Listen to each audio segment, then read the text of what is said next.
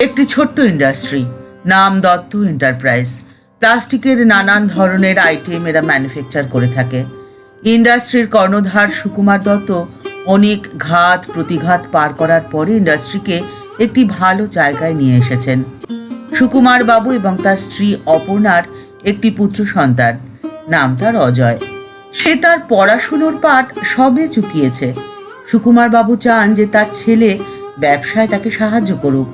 ওনার বয়স হয়েছে, একা আর সব দিক সামলে উঠতে পারেন না। আর তাছাড়া তারপরে এই ইন্ডাস্ট্রিকে যে তার ছেলে অজয়কেই চালিয়ে নিয়ে যেতে হবে।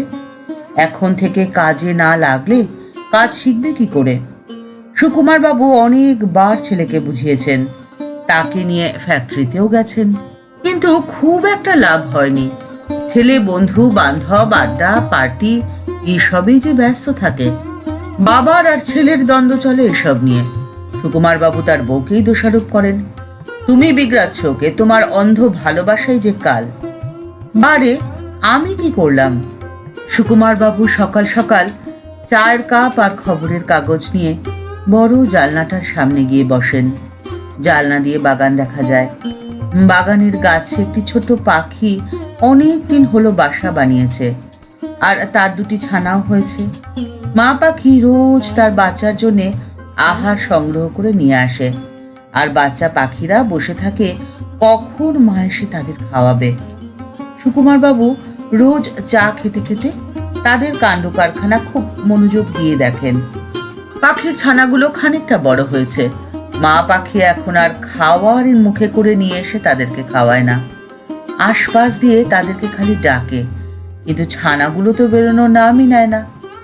এরপরে মা পাখি ডাকা বন্ধ করে দিল, সামনেও আসে না, দূর থেকে দেখে। মা আসছে না দেখে খাওয়াও জুটছে না তাদের। অবশেষে ছানাগুলো সাহস সঞ্চয় করে বাসা থেকে বেরিয়ে আসলো, একটু ঝটপট করে উঠতে লাগলো, আর তখনই মা এসে সঙ্গ দিল তাদের। দূর আকাশে মিলিয়ে গেল তারা। সুকুমার বাবু খুব মনোযোগ সহকারে পর্যবেক্ষণ করলেন এই কয়েকদিনে পাখিদের কর্মযোগ্য। একদিন সকালে হঠাৎ অসুস্থ হয়ে পড়লেন, একদম শয্যাশায়ী হয়ে গেলেন, কথা বলতেও পারছেন না। ডাক্তারবাবু দেখে বললেন সম্পূর্ণ রেস্ট প্রয়োজন, অবজারভেশনে রাখতে হবে। সুকুমার বাবুর অসুস্থতায় ফ্যাক্টরির হাহাকার অবস্থা হলো। প্রোডাকশন প্রায় বন্ধ হওয়ার জোগাড়। ডেলিভারি সময় মতো না হওয়ায় গ্রাহকেরা হুলস্থুল লাগালো। কর্মচারীরা নানান অভাব অভিযোগ নিয়ে বাড়িতে হাজির হতে লাগলো। পাওনা টাকা অনেক আটকে গেল।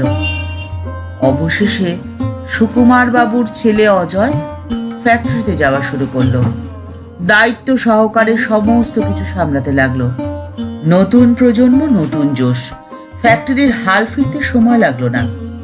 সুকুমার বাবু এখন বেজায় খুশি। তিনি তো এটাই চেয়েছিলেন। একদিন বউকে বললেন, অসুস্থ হওয়ার নাটকটা কেমন ছিল? ডাক্তার আর তুমি সাথ না দিলে এটা তো সম্ভব ছিল না। তোমার মাথায় বুদ্ধিও আসে বটে, বলে অপর্ণা। না না, আমার বুদ্ধি নয়, এ তো মা পাখির থেকে শেখা। এই গল্পটি যদি ভালো লেগে থাকে তাহলে লাইক বাটনটি প্রেস করে দিতে পারেন, আর আপনাদের মতামত কমেন্টস বক্সের মধ্যে জানিয়ে দেবেন। প্রতিদিনের জীবনের এরকম নিত্য নতুন গল্প শুনতে চ্যানেলটিকে সাবস্ক্রাইব করে রাখুন। আপনাদের আশার আলো দেখাতে চলে এসেছে পিডিএম স্টোরি টাইম।